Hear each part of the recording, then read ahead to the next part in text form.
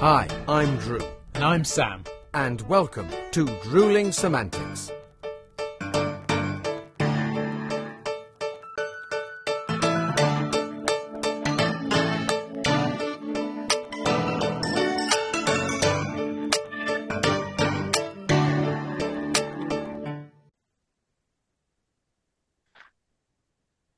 Oh, you're not there. Where are you? Are you coming, mate? Where are you? Oh, no, I am here. I can hear him. I can hear him. There we and are. I can Look. see him. There we are. Coffee time. Coffee Coffee or tea yeah. today? Coffee today. It's coffee. I'm going to have a slurp as well because I've just made it. And it's Yeah, I've just opened mine, so I'll get to that in a minute. But bloody hot. That was really stupid. this is a really professional intro to a professional podcast, isn't it? Ah, Jesus. That was bloody hot. Never mind. Anyway, mate? It's lucky our guest can't see us doing this. He'd not Isn't it? join in. Just. What are these two bloody amateurs up to? Bloody useless. Oh, dear. Think. But it is a guest. It's a guest episode. It is a guest. We're back. Is a guest. Season 14 was our first episode last week. This is our second episode of season 14, and it's our first guest episode of season 14. And we have got a little firecracker coming to pay us a visit. Haven't we just? Yes.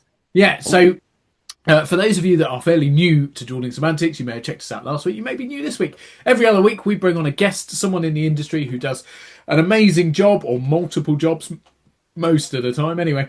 And we chat to them about how they got into the industry, why they do what they do, and what's involved in their particular job. And this week is no exception because we have someone who has many, many different talents. But rather than go into all those talents from my perspective, shall we let him explain to everyone what he does, why he does it, etc.? Because I think we should, because it'd be far more entertaining, really, than me talking, wouldn't it? So he's waiting now. This very moment. Is he in? He's Right. here. He's very moment. In which case, then, drum roll, please.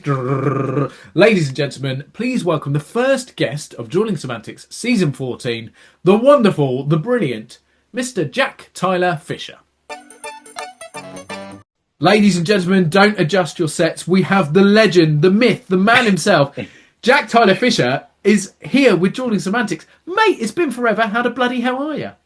I'm good, man. It's a pleasure to be here. It's very nice to see you both. It's been a while, hasn't it, mate?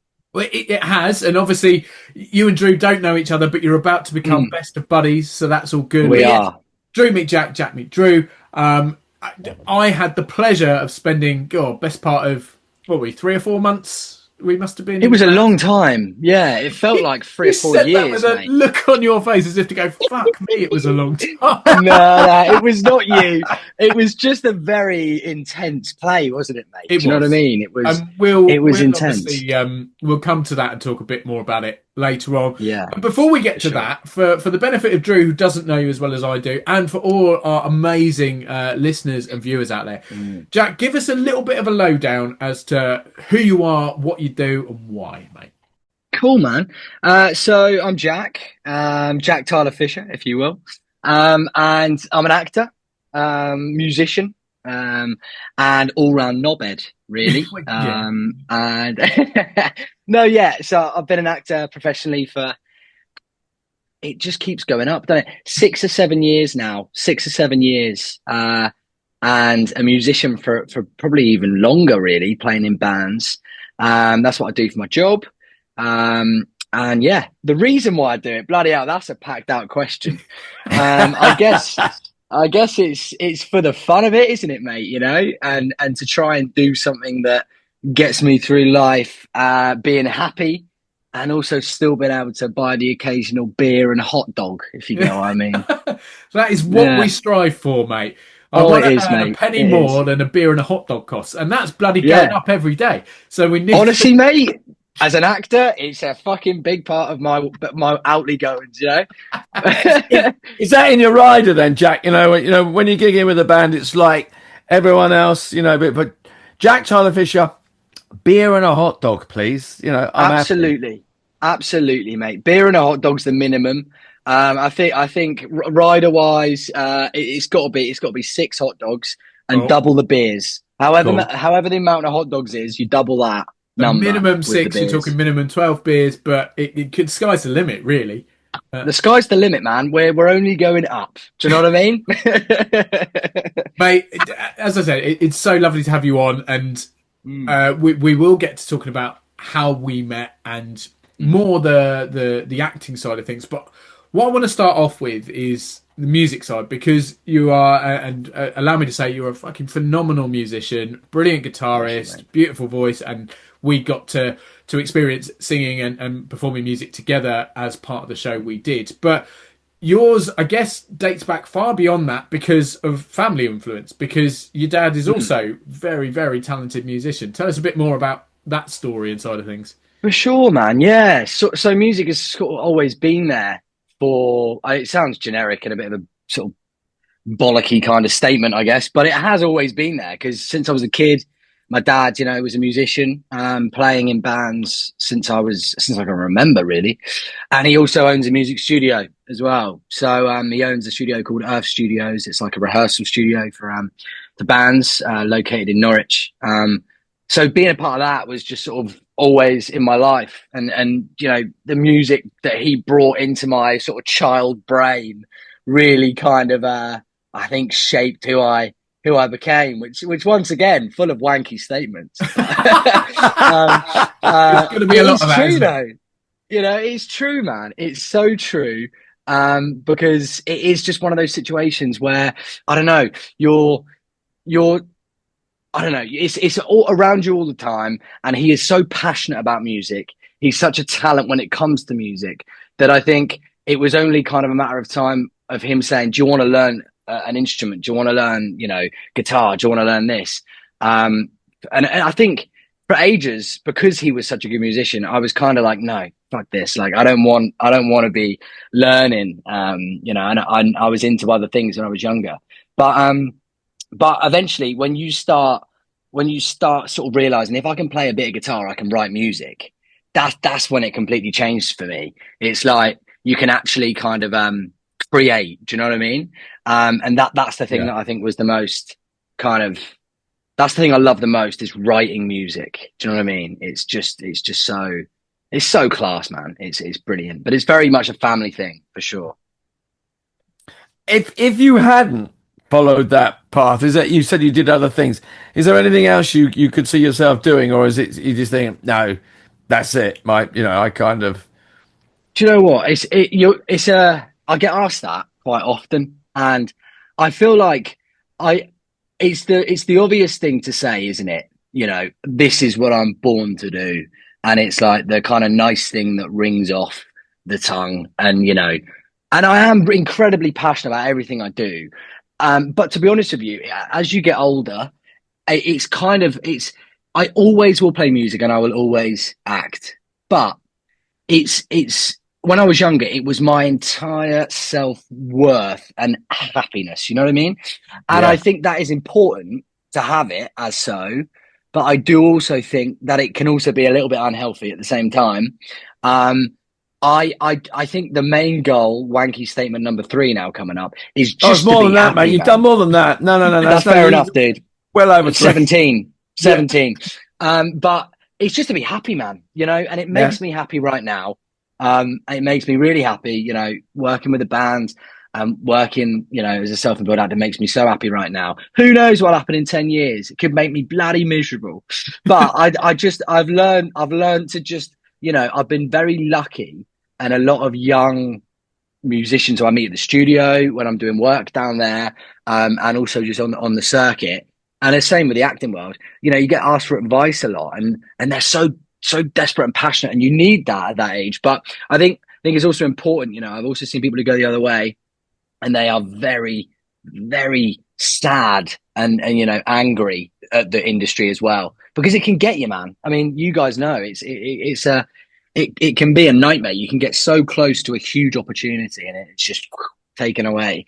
So I've tried to find happiness in other areas alongside the mega passions that I have for music and acting. We had 2 guests on, Aaron Garrity and Paul Labors, are 2 actors that have been in the business for years, very successfully. They're very happily married. They've got a great family. But their one thing was, yeah, we still love doing what we do. But they said, never forget yourself. Wherever you are, be yourself, so that you can always go back to that. You know, it's you know, you 100%. can be as passionate as you like about the business, and doing what one does. But you always have to retain that, because then I think you stop being sad about the big opportunities missed, because you can go, fuck it. I'll just do this for the day. I love doing this. I'll do this. You know, we've spoken to a lot of people on here who've got other things that, you know, they can go, yeah, I can always do a bit of that just to calm me down, you know, hobbies, 100%. whatever, you know. But I don't think that detracts from being a passionate performer and a creative. Not at all. And it's important to have both. I think that's what's key, you know, it's just having that passion. You're not going to do it. That's the bottom line. You're not going to do it if you don't have a burning sort of ball of fire inside of you that makes you have to fucking do it. Do you know what I mean? But it is also one of those where it's just about kind of working out what makes you happy. Because sometimes as well, you've been on the same road for such a long time that you're kind of, you know, I mean, I went to drama school that I think I got in at 18 and just turned 19 when I got there. So it was kind of like, you know, straight from sixth form into drama school. And everyone was, you know, that's like, oh, this is great. But it probably would have been better if I had a few years, you know, just to kind of go into normality a little. And just, you know, work painting bloody walls or something. Do you know what I mean? Just to do stuff that takes you out of the kind of bubble, because it can be a bubble. It's the most incredible bubble in the world. And that's why you just need to have a firm grasp on kind of, you know, this is important. This is really passionate to you. But at the same time, it's not the end of the world. Do you know what I mean? It's something you love doing. And if you start to sort of, because as you guys will know yourselves, when you start to take on work at the beginning, with the greatest of respect to all different sort of lines of work, you take everything. You know what I mean? You take everything you can possibly take on, and you work out, like anyone does, what you like and what you don't like, you know. And it's the same as any other job. You know, you might not want to be a vet, but you might love, you know, being a builder. It's just working it out, isn't it? Do you know what I mean? Some don't want to put their fingers up a cat's ass, and some want to fucking bricklay. Do you know what I mean? It's up to you. But we're slightly off the wanky statements now. Just a full fucking throttle now. I know. So let's sort of dial back round. So what took you from that passion of music when you were very young, and obviously being immersed with it with your family? What was the decider that went, no, I'm going to now go and study performance as an actor? What made that change, or what was it that made you want to go to drama school? So I was basically like a sort of quite generic kind of young lad at school, and I loved football. I was playing football constantly, like a lot of girls and boys do at school. Do you know what I mean? And then it kind of was my behaviour really, which kind of first ever got the mention of kind of doing any kind of performing. I played guitar, you know, I hadn't properly started performing. I think I was probably about 10 or 11 or something like that. So I was quite young, but I was just so, as you've already experienced, I just would chat so much shit constantly. Do you know what I mean? And it's just a sort of, you know, just constantly. And it get me in trouble at school. Do you know what I mean? And then a lovely teacher, she was known as Miss Ierson at the time. I think she's married now, so she's got a different name. But she was an amazing teacher at my middle school. So I think it was about year 5 or 6, and they basically said, "Look, man, you're going to end up getting yourself in loads of trouble. So I think you need to put this excess energy somewhere else." So they said, "You come along to this, you know, rather than go into, you know, detention or staying behind after school or us getting your parents in. Instead of that, come down to this after school club, do some theatre." They were doing a show or whatever, and so then I went along, and I think she kind of had pulled a few strings and got me a relatively good part in this you know, school show they were doing. And I was kind of had a natural kind of flair for it. Do you know what I mean? And it kind of it went down well, and people were like, "Oh bloody hell, you know, you're quite good at this." And then it kind of went from there. And then it's like the classic story. Someone saw me in that school play, and then they cast me in like a sort of exterior kind of show, still amateur, you know, nothing. And then from that, I then got cast in a semi-professional tour of Sound of Music. So it was very lucky, like kind of stepping stones. That all of a sudden I was sort of then about 14 and was like, I want to do this. You know what I mean? I want to do this all the time. So then I started doing more stuff, you know, different shows outside of school, whatever was around. And then did drama at school for GCSE and got on well at that. And then my teachers at high school sort of said, you know, I think you really need to go to drama school. And I was like, what the fuck is drama school? Do you know what I mean? Like, you know, I don't really know what that is. Do you know what I mean? And then sort of had to look into that. And then A levels came about, and I you know, it's like drama school. You audition, and there's like 7,000 people in a room, and you're like, okay, well, they've got 4 spaces in this school, so you just sort of, you know, just chat, just go to experience it. And luckily, you know, you audition for so many schools, you know, and I got a place at East 15, which was just brilliant, and that was kind of the way in, if you get what I mean. And then from there, it was then agent, which happened. I did a 1-year course at East 15. I didn't do a full 3-year course, just did a 1-year course. But I got an agent, which was great, because I was gonna either do a 3-year course after the 1 year or try and get an agent, and got an agent, and then started working, man. And it feels like it all happened so randomly, but so beautifully. And there was obviously, you know, history, like I've already spoke about, with music and stuff. And I'd already played a bit of guitar, and I'd started writing music at a sort of a younger age, probably about 13, 14. And it kind of all just sort of molds into one a little bit, doesn't it? Yeah. It's interesting how you know, you sort of, that journey was, you know, it all seemed, you know, you look back and you go, oh, it all just seemed to fall into place. But it's like, you know, you obviously you've got talent, and people helped you and fostered you on the way and pointed in the right direction. So it's that kind of journey is you hear it all the time. There are other people that just sort of like, oh, I just got picked up for, but I don't know, that kind of, for me, is a similar way in, and it gives you such I think a really good grounding, and a really good, but you're kind of pleased with yourself, not in a smug way, but you go, yeah, I did that. I guided my way through that. So I think you that kind of it. Again, I'm being a bit wanky now, but you know, you give yourself a foundation and go, yeah, I can build on that now. Definitely, mate. And you're so right. And of course, like, you had to, you know, if I'd joined the after school theatre club and been shocking, then it wouldn't have happened, would it? But and I understand that for sure. And you know, it's a very random kind of thing that life does. You do think, you know, well, there's a lot of moments that could not have happened, you know, like someone not being in the crowd or whatever, you know, and going, do you know what, mate?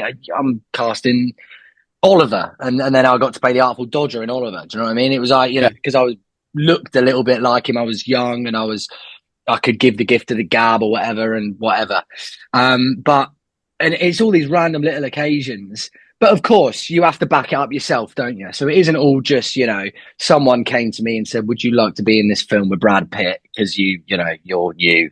Do you know what I mean? It isn't all that. Of course it isn't. But I do just think, don't just fall in your lap. You have to fight for them. There are times where things will come up that you go, bloody hell, without that, I don't know where I'd be. I was so lucky to get that. But actually, if you look at the bigger picture, it's all the other work and all the other sort of chasing after things that has led to these opportunities. You've got to be in a certain place for an opportunity to arise.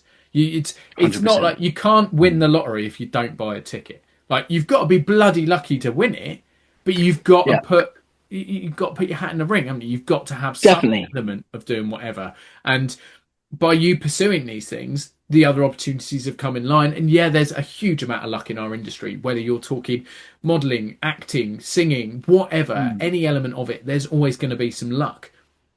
But to be lucky, you've got to be passionate, you've got to be committed, and you've just got to put yourself out there. So we go 100%. from your training, you've had your backing in music with your family, you've had your training at East 15.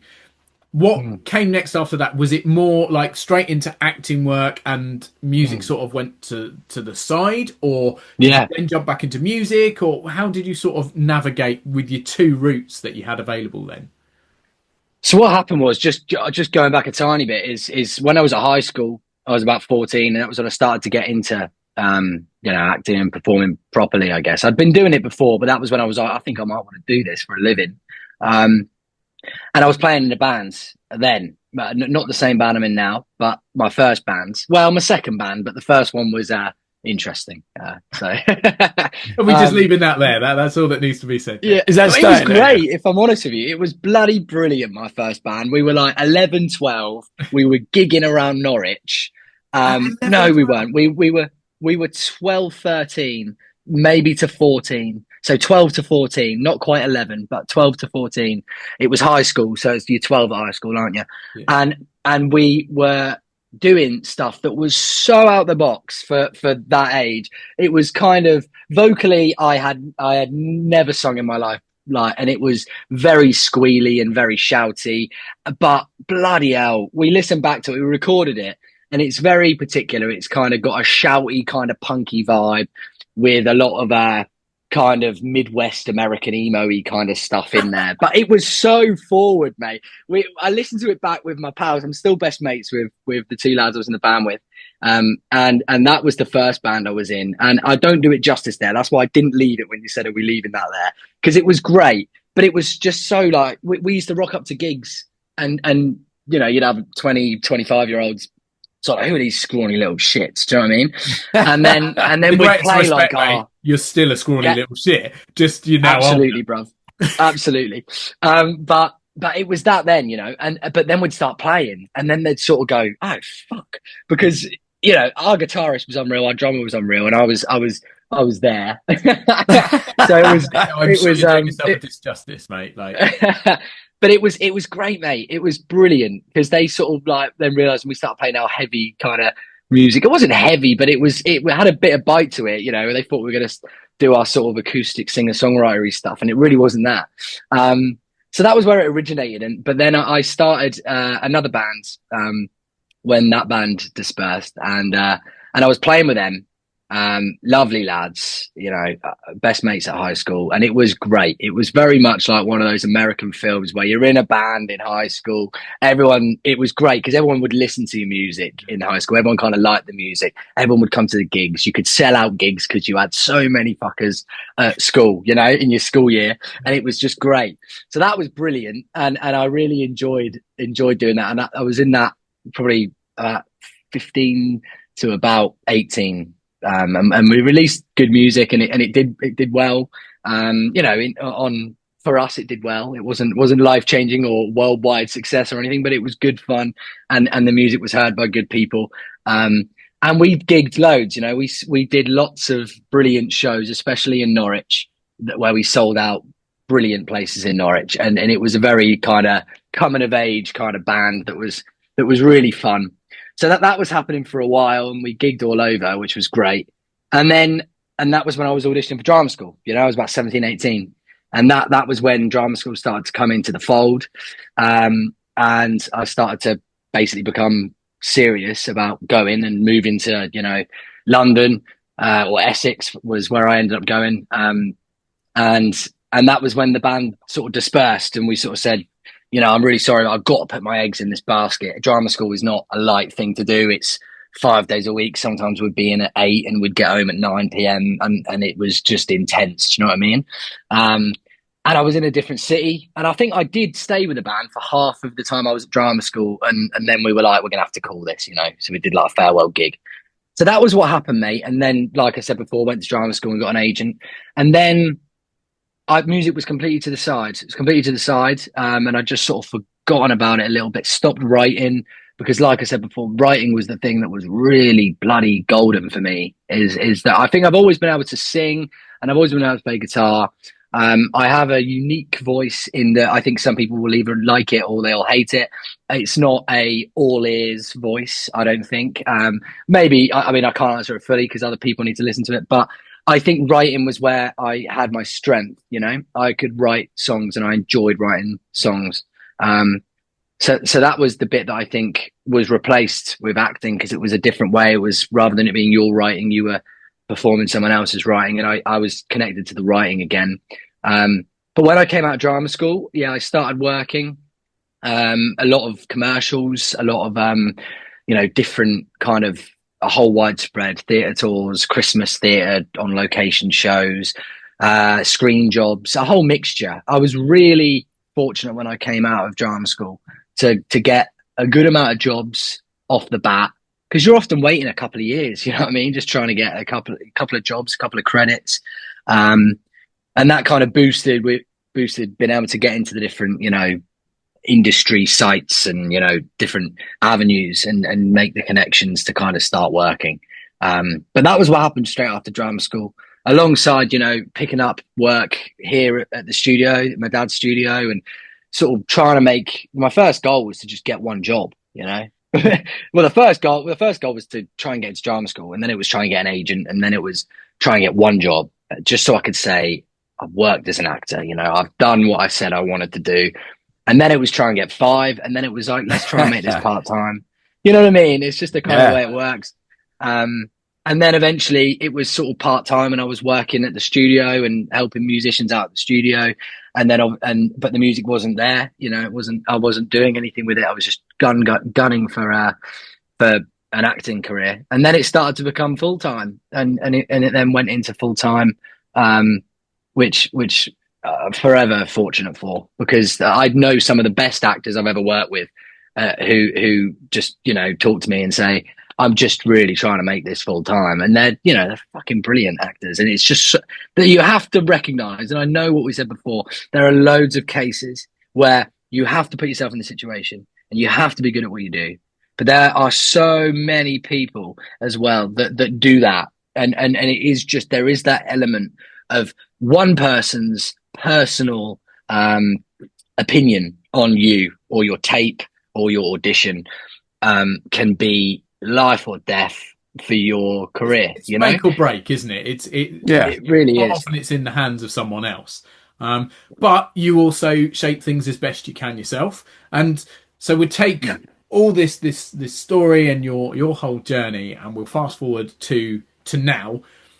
And the two biggest things of recent years for you, I guess, are the current band by you, and probably the sitcom. So pick one, go with one first. Where are you going? Well, we've just chatted a lot of shit about music, haven't we? So, why don't we? Well, I guess both.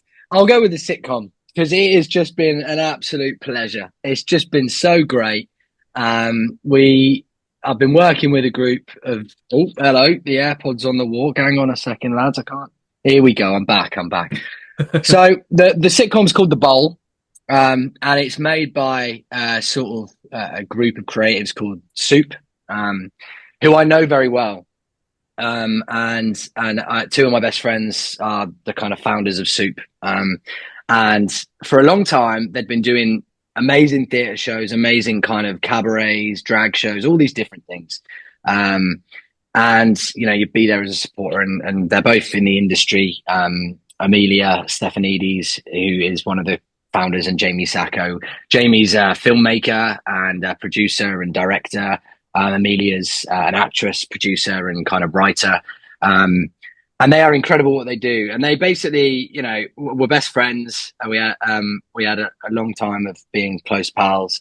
And they approached me about wanting to make a sitcom years ago. This is years ago. And we got together, and there was just the three of us, and we mocked up kind of a kind of Mighty Boosh meets Fresh Meat, kind of peep showy kind of esque sitcom video reel. And it sat on a shelf forever. And we were sort of like, okay, this is fine. And then couple of years later comes, and they have basically got this idea for a script called The Bowl, and I read over it like you do, and was just like, bloody hell, this is really brilliant, really great. And it's you know, like I said before, not naming any names, but you have to do a lot of jobs you don't want to do, and sitcom is something I'm so passionate about, and I love comedy, and I love it on screen especially. So I read it over, and we got together with a load of actors, and we read on Zoom with lots of different actors, and then it was eventually cast. I was very lucky because I had two best friends who were doing this, and they essentially had written a character that was a heightened version of myself. So it was very, very great to have. It's pure comedy, and it has just been such a pleasure to be a part of. It's very kind of out the box, very crazy in parts. It's not naturalism. It's not set in a natural world. It's very not dystopian, but it's just very sort of surrealism. You know, it's very crazy. My character is called Shred. He is a wank addict who is addicted to cereal, which cereal in this world does different things to what it does in our world. It gets you very happy, if you will. So we shot that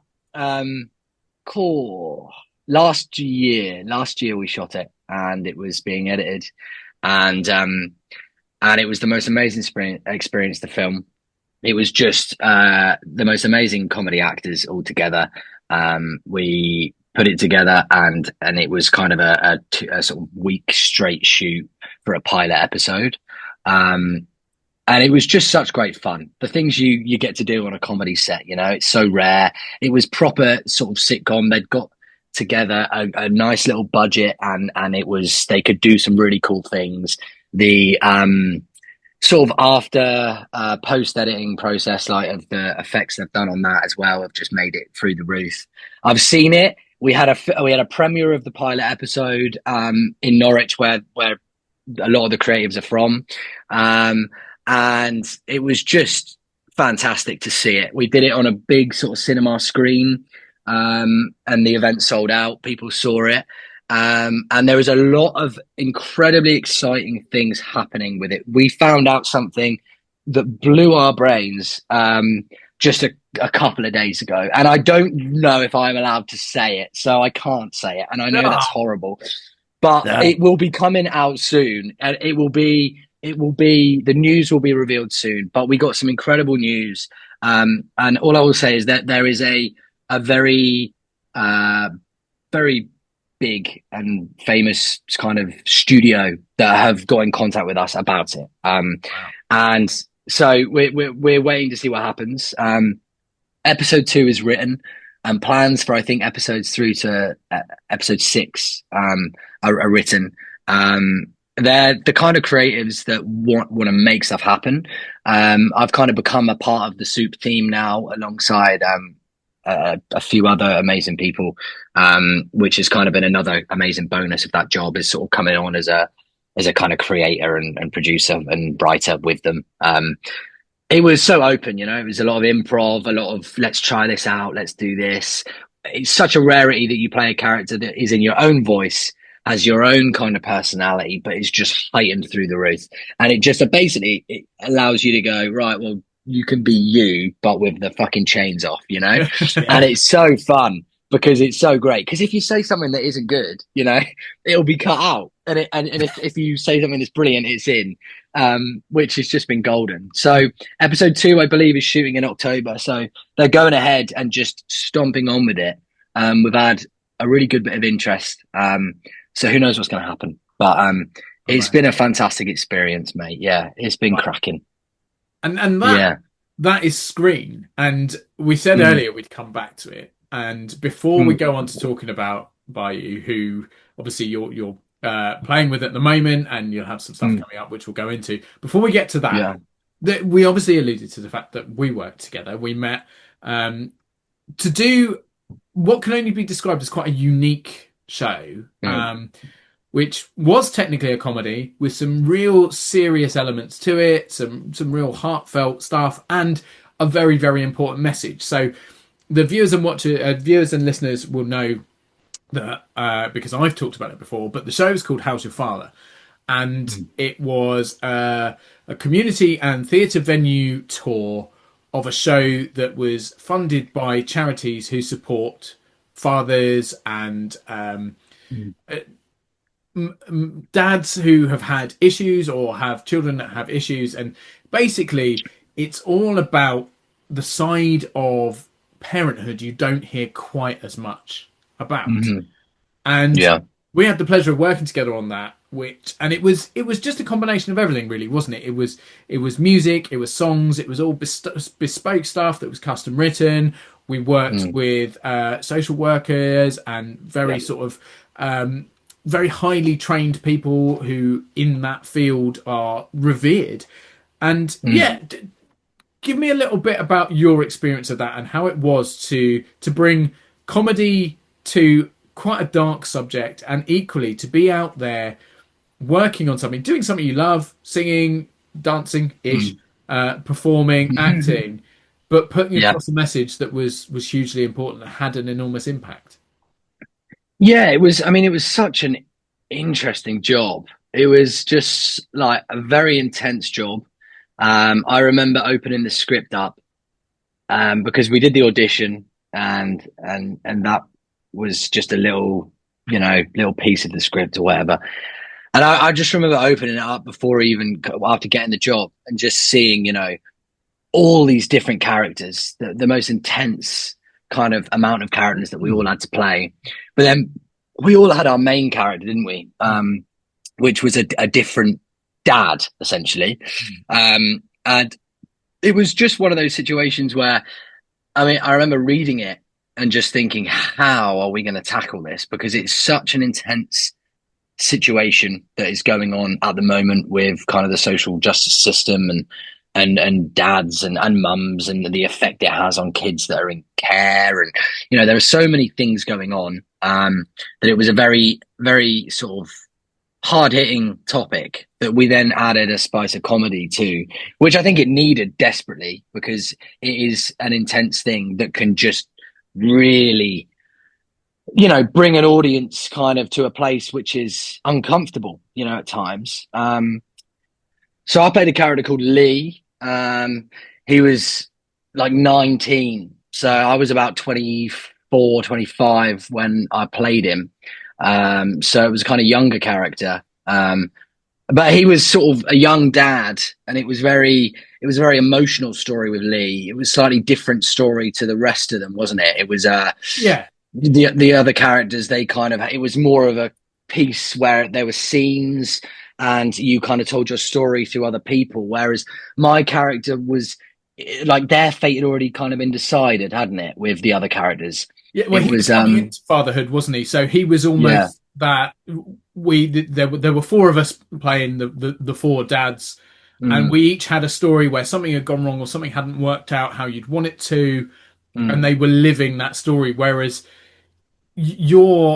as a character, that your opportunity was almost to write your story. Nothing was written. Yes. He was about to become a dad, and he was kind of saying that I've been through all this, but I want to make a change. And that was kind of the message we were putting across to people, that they can make a change, but even if they're well into their story, there are still things you can do and still ways you can reach out. And I guess there's a huge thing right now about mental health and being able to reach out. And this whole toxic masculinity thing where men aren't supposed to get emotional and are supposed to be hard or whatever.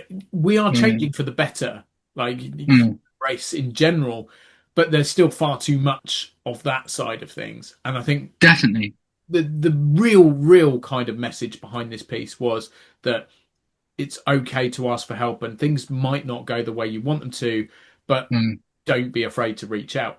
And that I found it a really powerful experience. It was brilliant to be able to be doing a show. And people that have been with us a long time, we had Simon, who wrote the show, was one of the co-writers and sort of created the whole thing. He was on Drewling Samantics months and months back. In fact, while we were touring it, Yeah. So if anyone wants to go back and hear the story behind it, then that's always worth checking out. But it was a privilege to work alongside massively talented people such as yourself, but also to bring the message and to bring those stories to life and to be able to hopefully help people.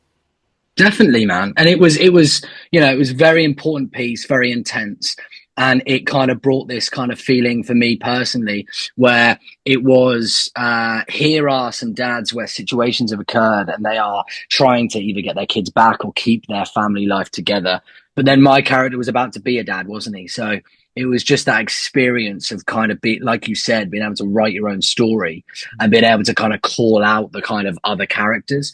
It was in that format, wasn't it? Where the dads, you and Chris and who else was in it? Other people were in it. Joey. Was yeah. So that these characters, it was sort of scenes with us playing lots of different characters. Whereas when it came to my part, I kind of addressed the audience, didn't I, with like a 10-minute monologue.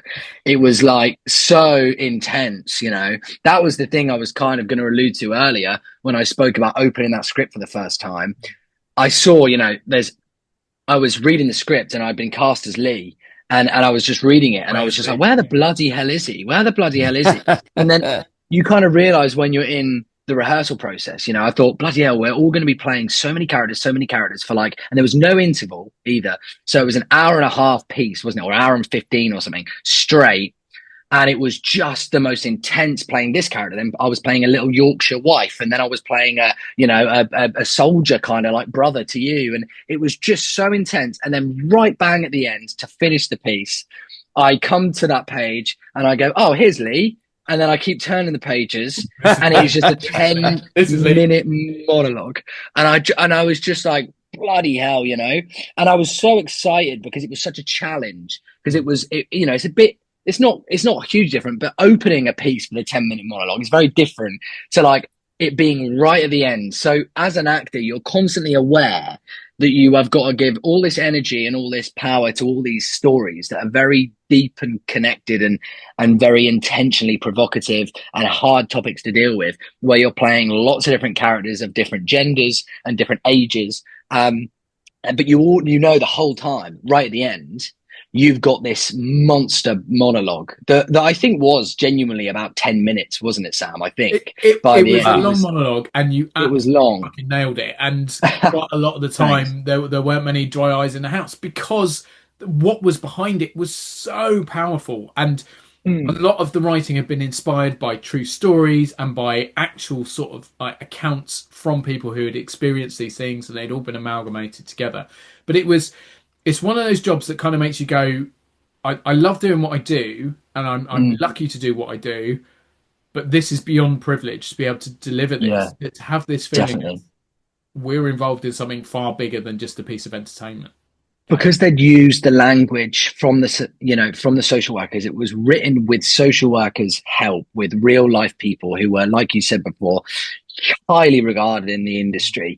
And the actual specific terms in my monologue, because I addressed the audience, and he was a character who he was basically saying, why are you going to treat me like this when you don't even have a clue? Just because I was in care, why does that mean I can't be a good dad? And some of the shows we did were to social workers in order to help them and benefit their training.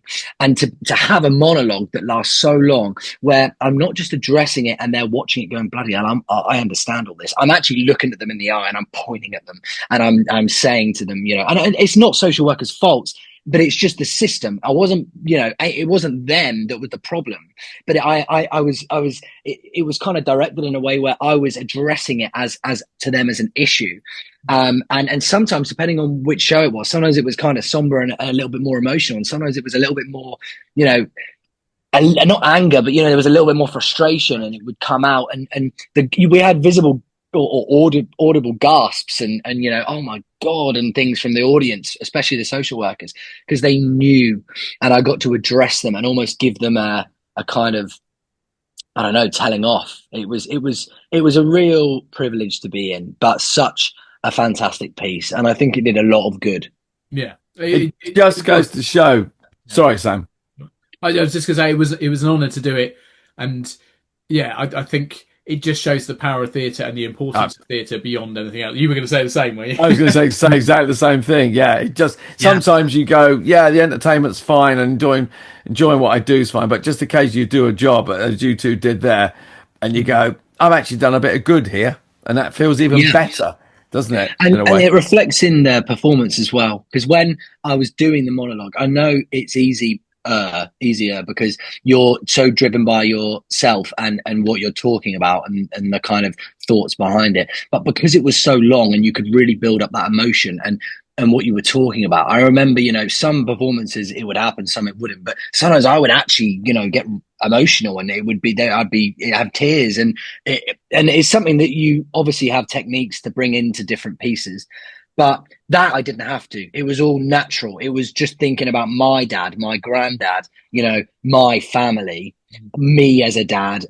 I'm not a dad, and some people were dads, some people weren't, but I'm not a dad, and I can't imagine what it would be like in that scenario. But you can put yourself in the scenario. That's literally what acting is, isn't it? A scenario that you aren't in, putting yourself in it. So that emotion was just so strong. I mean, the time when my dad was actually in the audience and I was performing that piece, that was, that probably the most electrifying feeling I've ever felt on stage, because it was a dad talking about fatherhood and addressing the audience and looking at my granddad and my dad in the audience, and what this kind of the repercussions of future generations, and one day I'll be a dad and a granddad, and it was just so. That performance, it was at Norwich, Sam. You remember that one? It was just, I remember we came off stage and I jumped into your arms. I was just like, come on. Because we were so nervous, because we'd done a social working one, and it was a smaller performance. Yeah. And then we'd done a big big theatre, and it was packed out, sold out, and it was just standing at the back, weren't they? Because we'd run out of seating. Yeah. They were just like, no, we just want to keep bringing people in because it was so successful. But an incredible way to end that run as well. It was super, super powerful. It was amazing. But yeah, away from that, so that's we've addressed the action, we've done the sitcoms, we've done the theatre, we've done the training, and we've gone through music. But let's bring it back round, full circle, as said, to right now. The new band, I say new, relatively new compared to some others. What have you been, about 18 months now? Yeah, about 18 months, buddy. Yeah, about 18 months. And where are you at? What's happening? Tell us, because people are going to want to get out and see you. Yeah, it's been golden, man. We're playing, it's like a kind of garage indie kind of band, indie rock kind of vibes with different things going through it. We're called Bayou, and yeah, it's just been a beautiful experience. We've been gigging on the circuit. I sort of came about, I'd made these friends, and they were all musicians, and I went to see them in bands they were in. And then one day they just knew me as an actor. They just knew me as an actor. Didn't realize I could sing or write. I'd even been in bands before. And we used to go down the river for some river swimming in the summer. And Dan, who's our bassist in the band, he used to bring an acoustic guitar. He used to play the acoustic guitar non-stop. I mean, we were literally driving to the play on the radio the other night, and he's in the back of the fucking car, still playing the guitar. Just fuck off, Dan. Do you know what I mean? Just a bit of peace and quiet. No, he's the best in the world. But yeah, brings a guitar everywhere. And then I just picked up and started playing a few songs I've been writing, because after being in the industry of acting for a few years again, I started picking up the guitar again. I started writing music. I started playing tunes again, and I was getting to the point where I was like, I want to play these live again. I haven't played. I think it was about 18, 19 to about 25, so about 6 years. I hadn't played a live gig musically. I played in shows, as an actor musician, but it was then the time, and he sort of was like, "What the fuck, man? You can sing and you can write, and and these your songs." And then we kind of brought a few other of our mates in who played in bands. Jake and Will, and they joined the band, and it kind of just went off with me just bringing songs in very easily, then putting the finishing touches and adding the other instrumentation too. And then from there I kind of made a few calls from old contacts, and we got back on the circuit. We were gigging. I wanted to gig a while, get back into the energy of it, get back into the feeling of it, and have a crowd in front of me and sing the songs, see how they went down before we started recording. Then we started recording in January, a bit before January, probably late last year. Started recording, started writing the tunes down, and then getting the sounds. And we started releasing them in April the 1st. Sorry, April the 1st. We released our debut song this year. And it's just gone from one thing to another, which has been beautiful. From the first tracks, we've then started to get on sort of big UK touring bands, like getting on their shows. And they've been super supportive and helpful. And we've sort of built really great relationships with them. We then signed a distribution deal, which was amazing. After our first track as well. So it was just sort of what the hell is going on? And they're brilliant with a company called Apollo Music. And then we started releasing waterfall releasing every 6 weeks, new tracks. They're part of a separate kind of entity to our debut single. We just wanted to get a song out there at the first instance and see how it did. And it did well. So then that kind of gave the crowd something to sing because they knew when they were at the gigs. Started Waterfall releasing more songs, getting them out there. And they've just they've been for what we expected, being a band who'd played live shows and had just sort of trying to set themselves up to begin their sort of journey, is that maybe, we'd get a few hundred listens. And it hasn't been like crazy millions or hundreds of thousands or anything, but it's been in the thousands of listeners. And we've had good listeners on our music, good building blocks to kind of start off. And then we've just been nominated for 2 awards, which is really exciting, at the NMG Awards. Yeah, the New Music Generator Awards. They've been fantastic. They invited us down to play their show on the radio. So we did a couple of our singles acoustically. They announced that we've been nominated for Best New Band and Best Indie Band. Which is just phenomenal. We're just sort of like, what the hell's going on? So we've got those award ceremonies on the 19th of September. So we'll see what happens. It's just a privilege to be nominated, man. Yeah. Brilliant. And then they've kind of offered us this is kind of unannounced. So here's your exclusive. But it's, they've offered us our first headline gig. So we'll actually have our own show, which will be the first Bayou show. With some amazing support acts, which will be announced soon. And the show will be announced soon as well. I believe NMG are doing it in the next week or so. So by the time this podcast is out and about, it will be out there, man. But really exciting stuff, dude. It's kind of been brilliant to write. And I've been writing a lot of just for me. And I think in the first band I was in, I was trying to be a kind of like shout, screamy kind of singer that I'm not. In the second band I was in, I was trying my hardest to be a kind of Britpop singer with the sort of Oasis-y vibe, and I'm that's not what I am. And in this band I just sing with my own voice, which is just, I think, growing up and just being happy. Well, one, I like my voice now, and two, it sounds the best when you sing as yourself. You know what I mean? Yeah.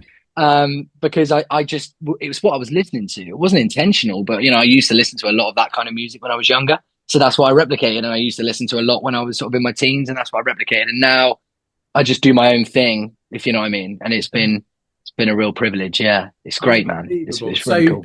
So writing music, playing music, singing, acting, being in theatre, is there anything you can't do other than reaching something on a really high shelf? Because you made Drew look tall. So right now I feel like Gandalf surrounded by hobbits. It's unbelievable. But the hobbits are, it would have all been fucked if it wasn't for Frodo, mate. That's all I'm saying. In fact, no. Yeah. Samwise. Well, he gets no fight over him, whichever one. Yeah, but he carried him. He did. Jack, mate, it's been unbelievable having you on the show. Thank you so much. Brilliant. No problem. Coming to join us. It's brilliant catching up and to hear all the success and everything. Just brilliant and unbelievably well deserved, because I know how hard you've worked and I've had the pleasure of working with you and seeing how hard you work. So congrats on everything. We'll obviously put lots of links and stuff in the podcast description so people can check out Bayou and check out the sitcom as well. But before you leave us, because I know you're a super busy man because you've got so much going on, have you got a couple of minutes left to give us an anecdote, a story, some sort of thing that we can sort of leave our listeners and viewers with as a parting gift from Mr. Jack? Well, I guess, yeah, for sure. I guess the beautiful thing that I want to really send home is just the magic of music and the magic of alcohol.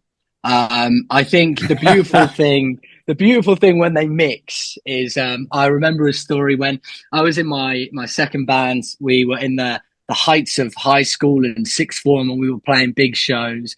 And I had an amazing drummer who I won't name because I don't want to embarrass him. And he was a brick shithouse. He was the opposite of a hobbit. He was 6'4" and a brick shithouse.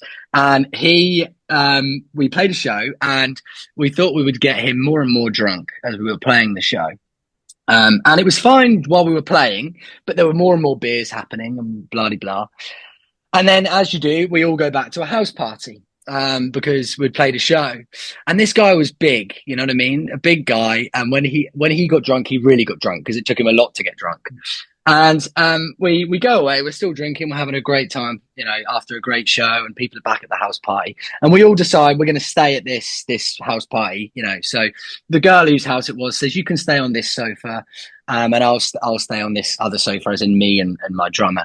So we're all going to sleep, and we think everything. What a brilliant night! Do you know what I mean? This has been an excellent night. You know, I can't believe how well we've done, and that we're still awake. Anyway, so I'm sat asleep, or I'm laid asleep, on the sofa, and we've been asleep for a little while, and all of a sudden, all I hear is like a sort of demon being pulled out of my friend's kind of vocal cords, and all I hear is. And I fucking shoot up in bed, and I'm like, what the fuck is going on? What the fuck is going on? As far as the eye can see, on this lovely girl who'd offered to put us up for the night's fucking carpet was the biggest pile of sick I've ever seen in my entire fucking life, okay? And the best part about it was my drummer is sat up in bed. He has sick all around his mouth, all down his top, all over the sofa, all over the floor. And he turns to me and he goes, Fisher, someone's been sick. I'm like, what the fuck do you mean? What the fuck do you mean? Yes, someone's fucking been sick, dude. You fucking silly bastard. And there's my parting gift, man. That's Wow. the cleanest, most appropriate story. I mean, I did say to you before, it's difficult to come up with stories that are okay for a podcast. Yeah. But yeah, shout out to him. I won't name him. He was a great guy. And I guess my parting message is just fucking be happy, man. Be happy. Loving it. Be happy. Sweet. Or happier than the girl who owned that house at any rate. Yeah. Fucking, it was just the act of him being there, and it was the big. It had gone, you know, it had gone so fucking far and wide, and to have the audacity to turn around and go, Fisher, someone's been sick, and he's just covered. He's got his own beard of sick, and it's all down him. And I just thought that was the level of fucked that we had got him that night, which was brilliant. And there are so many great stories when it comes to band. It's always in the aftermath.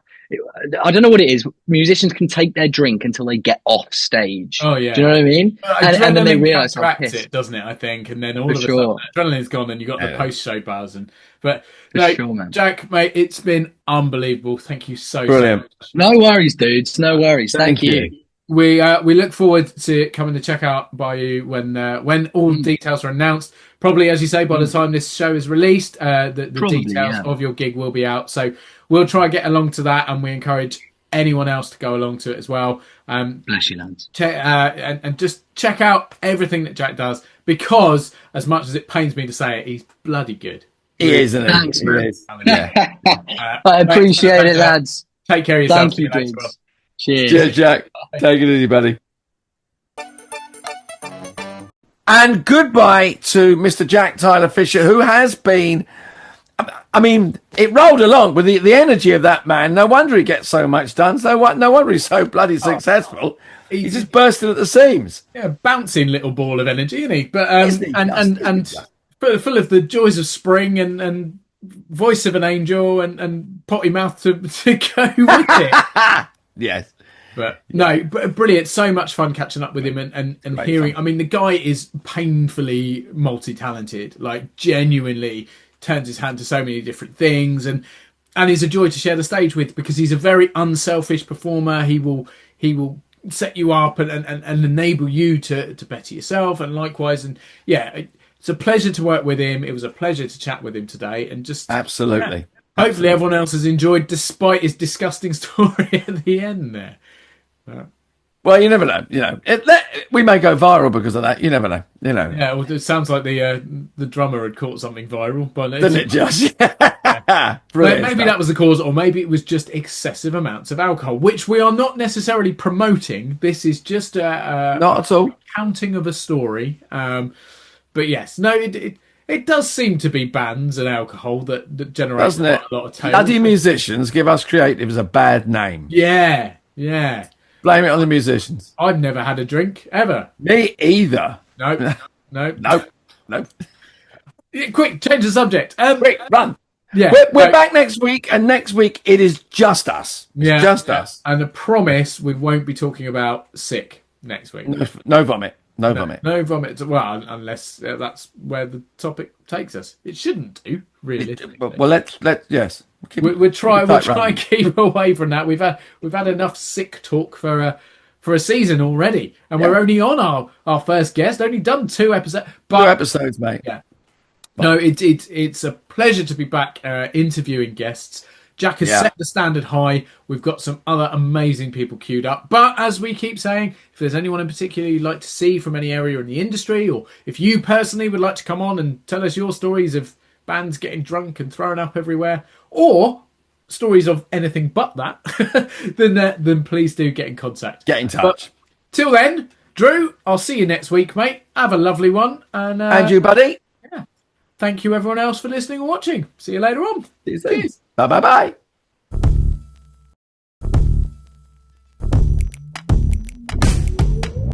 Thanks again for watching this episode of Drewling Samantics. Please make sure you subscribe to our channel and turn on notifications so you never miss a new video. Don't forget, we're also available as audio only. Just search Drewling Samantics in any good podcast app. And please support us on social media. All our links and handles are on screen now. We love welcoming new followers and subscribers, so why not share with your family and friends so they can join in too? Thanks very much. See you next time.